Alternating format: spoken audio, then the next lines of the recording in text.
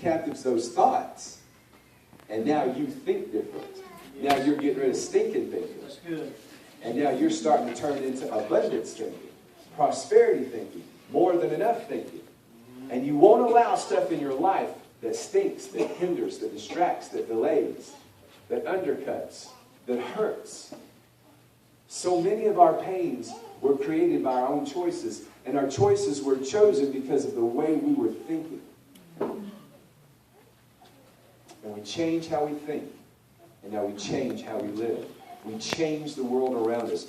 You are not in bondage to your present circumstances. You are not in bondage to a defeated world around you.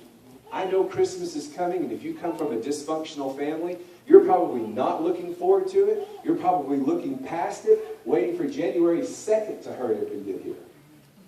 But you don't have to go through another Christmas and New Year's like that. You don't have to. You can change your thinking now to think like this, and you can walk through those doors, and maybe Christmas is at Mama's house, or maybe it's not. Because you think differently, and you start respecting yourself, or you start walking in greater love where you can be around some of these guys and pull out the treasure in them. I realize it's hard to witness to your family, but you shouldn't have to endure another holiday. You should be the holiday. Yes. Come on. But you can't be the holiday if you just have an enduring mentality. Right.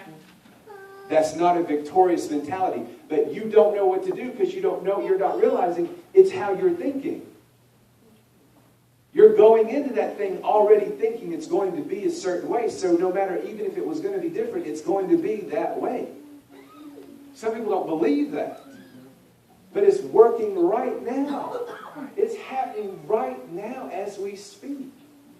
This service is exactly what you think. If you think this is amazing, wow, changing, wow, wow, then it is. If you think, God, I wish you just hurry up so we could go eat, then it is.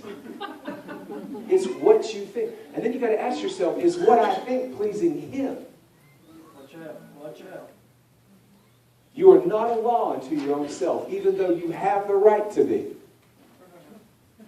You are not. Have you ever thought about what happens in heaven? You ever thought about the Lord's Prayer in deep detail? You ever given it much thought? You know there's no sick people in heaven? Come on. There's no broke people in heaven?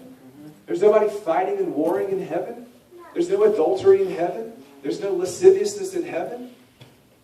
There's no people drunk on their problems in heaven? You don't need an alcohol to get drunk. Most Christians are walking around drunk. It's called surfeiting in the Bible. Just drunk on their life's problems. They just throw another one down. What are we going to do about that? I don't know. Cheers. Just drunk all day on what's wrong. Or what's not going to go right. What didn't happen. I got one too many freckles. Who's thinking that? I pulled that right out of the air. Who's thinking that? Who doesn't like their freckles? Who is that? Stop thinking that. You have exactly the freckles you're supposed to have. Okay, let's speak to these guys. All right, go over to Romans 1:17.